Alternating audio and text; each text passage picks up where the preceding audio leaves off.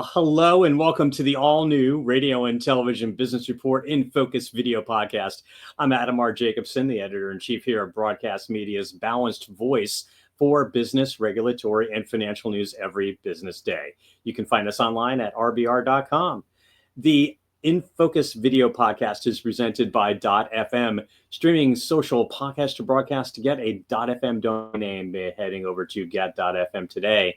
And if you'd like a little bit more about sponsorship of this all-new video podcast, well, feel free to contact me at adam@rbr.com, and I'll personally connect you with one of our relationship building specialists here at Streamline Publishing. Without further ado, I'd like to introduce today's guest. It is Ariel Roblin, who 5 years ago was selected to succeed the retiring Elliot Trushinsky at Hearst Television's KCRA Channel 3 in Sacramento. Today, she is the president and general manager of KCRA, the NBC affiliate there, and the co-owned affiliate of the CW, KQCA TV. Roblin is one of the Radio and Television Business Report's top local TV leaders. And as we begin the nomination process for 2025 honorees, it's our pleasure to reconnect with Ariel. Sorry about that. I think we last talked in April to get the latest about what's happening in California's state capital and across the region. Ariel, welcome to the podcast. It's great to have you here. Thanks for having me. Appreciate it. Ariel, for years, KCRA was the dominant TV station in Northern California, and I'm wondering what you can say about the market dynamic today and how both KCRA and KQCA are actively competing against not only other television stations in Sacramento, but there's local digital media siphoning ad dollars from linear media channels, including the Sacramento Bee. There's AM/FM radio. There's At a Home. What is the current state of the marketplace, and how's it going for the Hearst stations in Sacramento? Well, it's going very well for us. But I would also say when you're looking at the marketplace, a lot of times we look at just the linear marketplace and we're not looking at, the entire marketplace. So when you look at advertising right now, you're seeing a lot of our advertisers, and they're saying, well, I really want to follow the media consumption of my target audience throughout the day. So when you have a product like KCRA 3 News across 2 television stations on a streaming app for very local, and then throughout YouTube, Hulu, all the sites plus our website, you really do have the ability to give the advertisers what they need. I think the challenge for us and really our industry is we just have to tell our story better. When you look at the challenges that linear has, the really exciting part is, for our stations, we have not really dropped that much as far as viewing as digital has increased, right? So we are still a very strong television station, and our news product is by far the leader in the marketplace. But the other exciting part is we have this emerging and evolving marketplace in digital, and those people that are moving to digital are really taking us with them, and that's because they trust the brand, they trust what we do, and really it's incumbent upon us to make sure that we're providing all of the things that we've always provided to the community across all of these different platforms. Ariel, you recently celebrated 5 years in Sacramento, and I'm wondering how it compares to your time in Omaha and similarly to your previous experience as a general sales manager for ABC affiliates in Redding and in Eureka, Arcata, which is an area I know very much thanks to family that have been in Humboldt County for many, many years. I'm certain there's a little difference between Humboldt County and the capital region of California, but I'm sure there's a lot that's also evolved with local television in the last 5 years that's made some interesting changes for you, your team. Yeah. Well, I mean, all the markets are really different. I would say in Redding, I actually had the best commute because I used to ride my bike to work over the Sundial Bridge, and that was pretty enjoyable. But they're all different. The thing that's really exciting about this market is it covers 22,000 square miles. It's one of the largest markets in the country. It's also one of the most diverse markets in the country. most diverse market in California and most diverse market in the country. So that provides a lot of unique opportunities, both from storytelling and from the ad side. Because we're able to reach a lot of different communities. So it's vital for test markets and other things. It's also the fourth largest economy in the world. So when you look at the capital of California and lawmakers are here from Monday through Thursday, and we have access to them in the fourth largest economy in the world, that's pretty exciting, right? Being able to cover this area is really exciting. We have the only helicopter in the area. That also makes us a really strong partner with first responders. So when we're covering wildfires, we're talking directly with them and making sure that we're in support of our community, but we're also helping to put those evacuation orders out. And helping to make sure that there's nothing false going out during an emergency. So, I mean, those are things that we do. We talk about like one rain system in our area can mean, 19 feet of snow to some of our viewers, flooding to others, and, maybe nothing to some other viewers, right? Because it's an enormous area that we're covering. So I think the topography, the diversity of both the topography and the people, and then the fact that it's the capital of the fourth largest economy in the world. I mean, those are really, really exciting things to be able to be a part of, and bring not only our community into all of that engagement, but also bring our advertisers into the opportunities that they have in front of them. You've also held sales positions in other markets we happen to have ties to. Honolulu and the Hawaiian Islands, Dayton, yep. Ohio. You also worked at WAMI TV in Miami, which I remember. That's a lot of diverse experience. I mean, you worked with Neil Rogers, may he rest in peace. I did. What would you say ties all of this experience together? Because it's certainly diverse. You're working on one of the most diverse DMAs in North America. How has all of that helped shape you as a leader today? Oh, I love that question. I love all the markets that I've worked in. And mainly, I think in our industry, it is one of the challenges, right? A lot of people that are growing up in this industry, in order to move fast, sometimes you have to move, right? And that can be challenging, especially if you have a family. But my husband and I have always looked at every market that we have moved to, and we said, okay, the majority of the people who live here either moved here and never wanted to leave, or literally just never wanted to leave, and they were born here. So we have to figure out who those people are, what makes this place really special and unique, and then dive into that, right?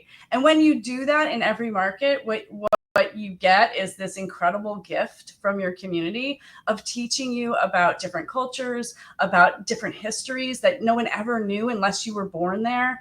And sometimes I've lived in these markets and I find myself becoming so excited about the community. I'm their biggest spokesperson, and I'm telling them, people who grew up there, about their history, and they're like, I didn't even know this, but it's like intoxicating, right? So I think as you move to these markets, instead of kind of fearing the change, when you embrace the change and you really look at it as a gift that you get to learn about these things, you get to be in new places, it changes your whole perspective. And then you bring that with you to every market. So, now in Sacramento, I've worked in several markets, and I really bring this sense of understanding to different communities, because we're all made up of our own life experiences, and those are very real. And that's not something that you can change or alter for someone, but it is something that you can connect with.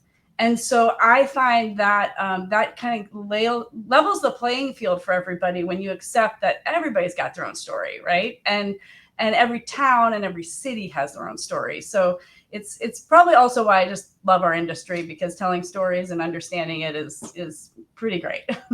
And we probably need more people to give a little Sacramento pride, because, it's just one of those places where you don't really hear a lot of people say, Sacramento is a great place, especially if you're a tourist. It's just off the radar. You want to be in San Francisco, LA, hello, Morro Bay, and San Luis Obispo. But you know what? I was last in Sacramento in October of 2011.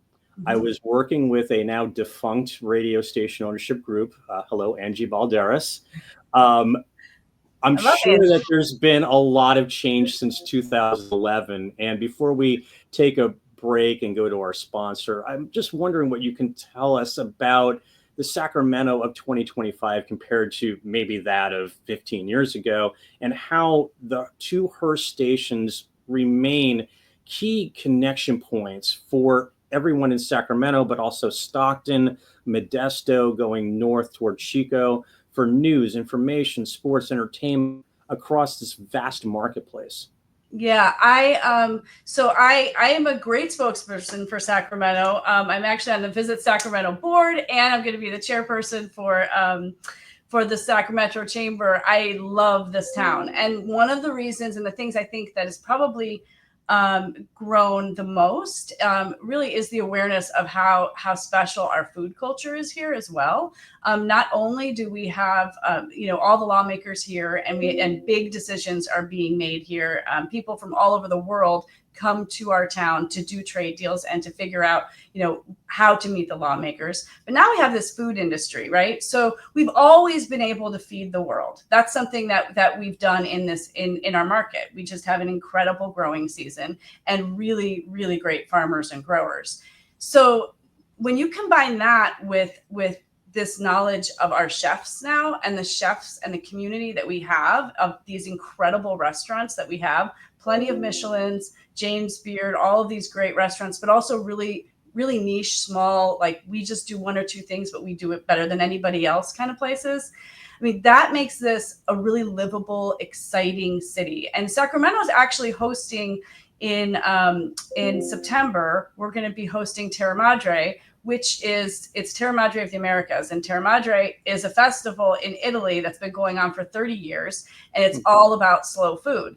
So when they picked one city in all of the Americas to be able to look at and say, we think you should host it, they chose Sacramento because we do feed the world, right?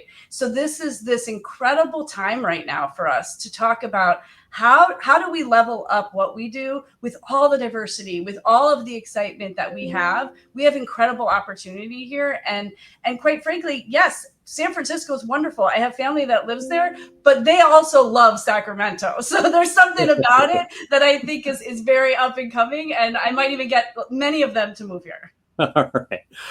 We're going to take a quick commercial break. We'll be right back after this from .fm. And out online? Get your .fm domain. Perfect for streaming your music, building your social community, hosting your podcast, or broadcasting your brand. .fm, it's your online destination. Get yours today at www.get.fm. And we thank .fm for being a proud sponsor of the inFOCUS video podcast presented by, again, .fm. We are now back with Ariel Roblin in Sacramento. She is the president and GM of KQCA TV, the CW affiliate there, and of course the giant NBC affiliate, KCRA, Channel 3. I am wondering if you can go back to your time at the University of Miami, where you had your undergraduate studies. Now let's think of it from the perspective of a graduate today, the class of 2025. With so many different options out there in terms of media studies and employment opportunities, would you consider a career in TV? And if so, why? There's so much gloom out there. Everybody's hearing about reduction in force, reduced ad income. It's all about digital and connected this and OTT that. What would you say? I think the younger generation graduating now is probably going to be some of the biggest advocates for our industry. And there's a lot of people when I say that are, don't understand it because they're all on these different devices and platforms. But one of the things I hear the most from students is they want careers that will give them a living wage, that will also be able to give them purpose. And the other thing is they're not sure what they want to do. So they might want to go from the news side to the sales side to the engineering side, figure things out, right? A television station is an incredible place to be able to grow and develop. I was fortunate enough to fall into this by accident. So when I started at WAMI, I actually started before the station was a broadcast station. We were just producing television shows. We didn't actually know we were going to be a television station until about 6 months after I started. To which I asked, well, don't you think we need more programming? But it was one of those experiences where I got to build a television station from the ground up. And in doing that, we got to make a lot of mistakes safely before they went on air. And we got to figure things out, right? I have never seen an industry as exciting as this industry when it comes to being able to make an impact in your community. And that's truly what these students want. They want to make a difference.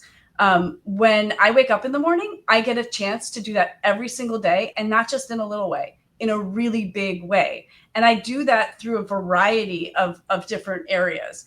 I would say the obvious one is the news area, right? We get to be able to tell stories. We shine lights in dark corners and help change makers do amazing things, right? But the other side of this is the sales side. So I've been on both sides. I've been on the production side as well and programming side as well as the sales side. And when I went into the sales side, I was really excited about this opportunity to work with our advertisers. I myself am a product of a family-owned restaurant. And I always think if any of my salespeople walked into my restaurant, how much they could have helped my mother. It was very successful, but man, it was harder than it needed to be, right? We had so many more opportunities to help them.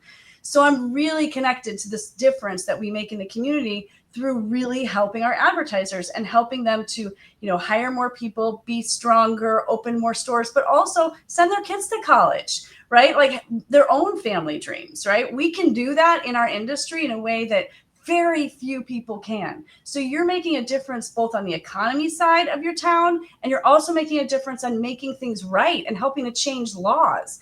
I mean, we just got the Service to America Award this past year. Mm-hmm. And the reason we did it was because we did a lot of work over a long period of time on sex trafficking and on some laws that really need to be changed. Lawmakers watched our documentary. They said it from the Capitol floor, please watch KCRA's documentary. And things changed.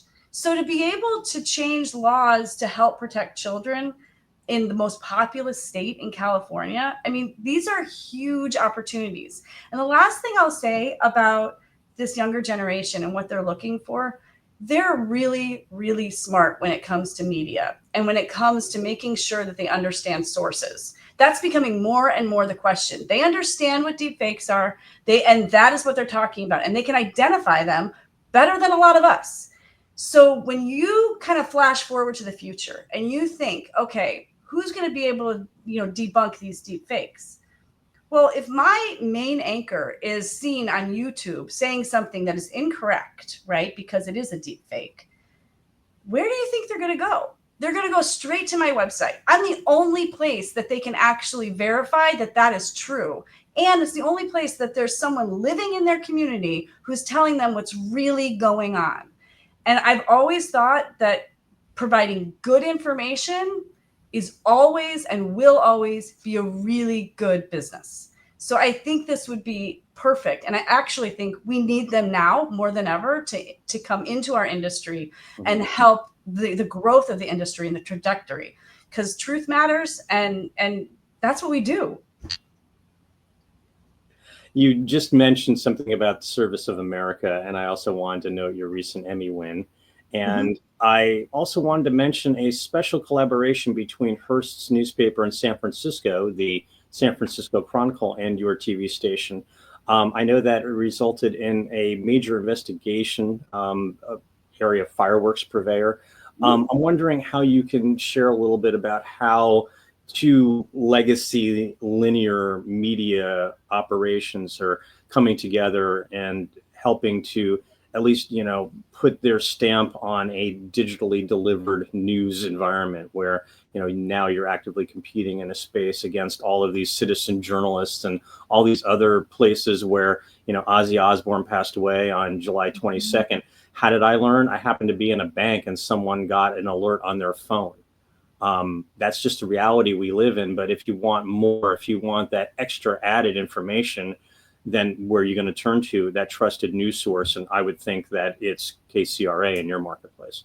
I appreciate that. Yes. And thank you for mentioning the Emmys. I just earlier talked about how we have to get better at telling our stories. So yes, we won 27 Emmys this year. We're very proud of them and overall excellence. But I'm really excited about the conversation with that you're asking about with the San Francisco Chronicle. So this has been a great project that we have really just been working with our Hearst legacy newspaper in the closest market, which is San Francisco. And they have a lot of readers within our area as well.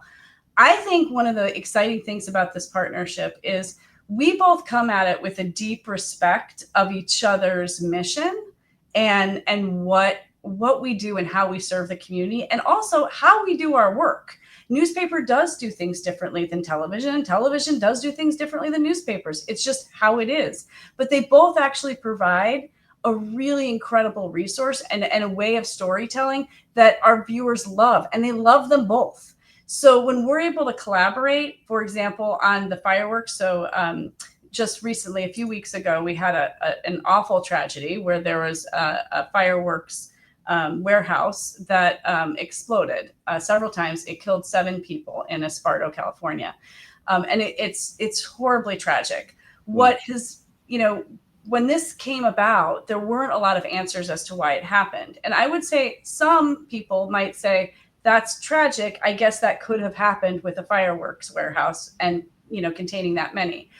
But both the San Francisco Chronicle and KCRA 3 News really pushed and made sure to understand, how did this happen? This is an industry that has regulations on the local, state, and federal. How could this have happened, right? We should have known about this before an explosion. There should have been investigations. People should have been looking into this. And we really dug deep. We found out that there were people that had that were part of investigation that actually had land on this property. I mean, this is an ongoing investigation. So this was an example where you have all these reporters leaning in and trying to figure out, okay, what's really going on? Because it's not just about this one place.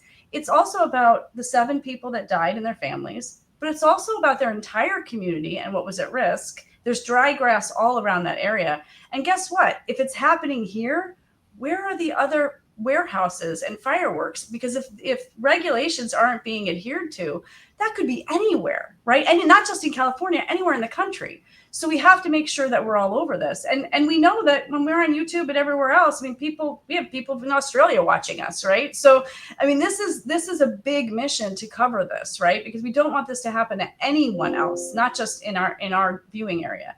Mm-hmm. We leaned into that with the San Francisco Chronicle. And that amount of interest from these really strong legacy brands and people that have been in this community a very long time and have deep sources, that is what is making the difference. So when we can connect with the San Francisco Chronicle on that, I honestly think it's a powerhouse move for people, because they're seeing that and elevating what is really important in their community. And when they realize that these brands know that this is important and we're not going to stop because we care about the community, I think it says a lot for the industry of journalism, and to really say this is why journalism matters in a community. One, they work together really well, but 2, they're going at this and they're not going to give up because they care about their community. So I'm proud of this, and I think this is just the beginning. We've been doing a lot of stories with the San Francisco Chronicle. We work back and forth. They have a lot of video on their website as well, so it works really well for us and the storytelling. But they also do a lot of deep investigations, so we can work back and forth with them. It's a great harmony for us, and we're going to continue leaning into it, because I think it's really been showing that that's really what people want. They want this kind of umbrella of protection from the brands that they trust, and they know that these brands are going to be asking the tough questions of the people in power to keep them safe. Mhm. Before we conclude the podcast, I just wanted to ask one final question. And I'm wondering if there's one thing you enjoy most about being a local leader in Sacramento for these two TV stations. You certainly have a lot of civic pride. These Yeah. stations have tremendous heritage, but what is it that truly drives you every day when you get to the building?